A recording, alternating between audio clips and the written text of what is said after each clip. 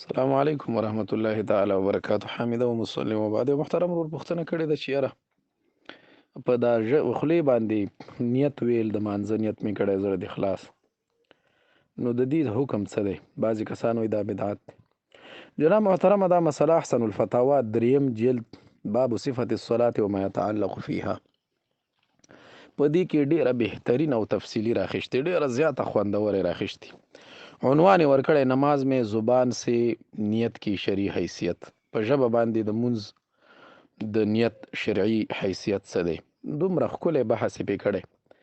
بیا هلته لیکلي دي که نه چې دا من آداب الصلات ده، د آدابو نه ده، دا دغه محض نه دی، دا امر شرعي نه دی، معین علی الشرعي دی. نیت خو اصل کې ارادة القلب ته وایي. د نیت خپله ترجمه ده د زړه اراده. نو نیت عمل د زړه دی، عمل د جوارحو نه دی، دا ژبه هم یو جارحه ده. نو نیت اصل کې د زړه ارادې ته وایي. خو بیا لیکلي دي چې دا صرف د زړه د ارادې لره معینه ده، هغې لره متوجه کوونکې ده.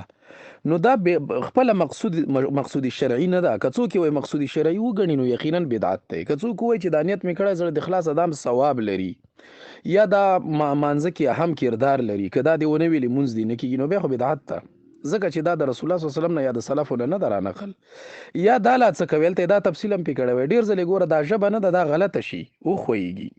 سړی د ماسپښین په ځای مازدیګر ووایي، مازدیګر په ځای ماښام ووایي، د ماښام په ځای سحر ووایي، خو بیا یې مونځ صحیح دی. ځکه اصل کې اعتبار هغه ارادې د زړه ته دی، ارادة القلب. ځکه د نیت ترجمه مې درته وکړه ارادة القلب، نیت ترجمه مې درته وکړه ارادة القلب ته وایي.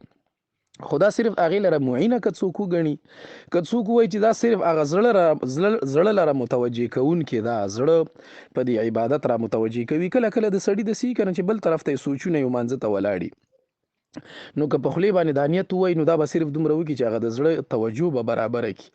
نو که څوک یې په دغه مرتبه کې ګڼي نو بالکل دا بیا مستحبه ده، بالکل د استحباب نه بیا خالی نه ده. البته د معینه د حکم شرعي ده، په خپله حکم شرعي نه دی. سر دې په دې خبره خلاص.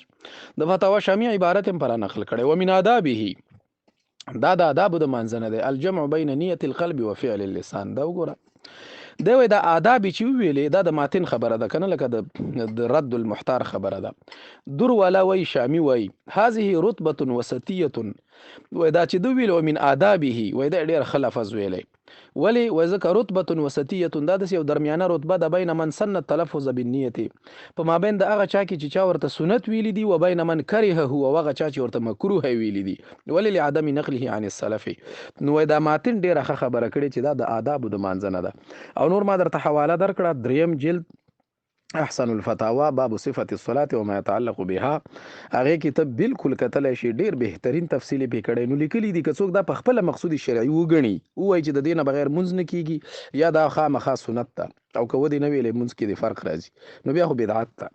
او که نه دا معینه د امر شرعي وګڼي نو بیا ښه خبره ده. السلام علیکم ورحمت الله وبرکاته.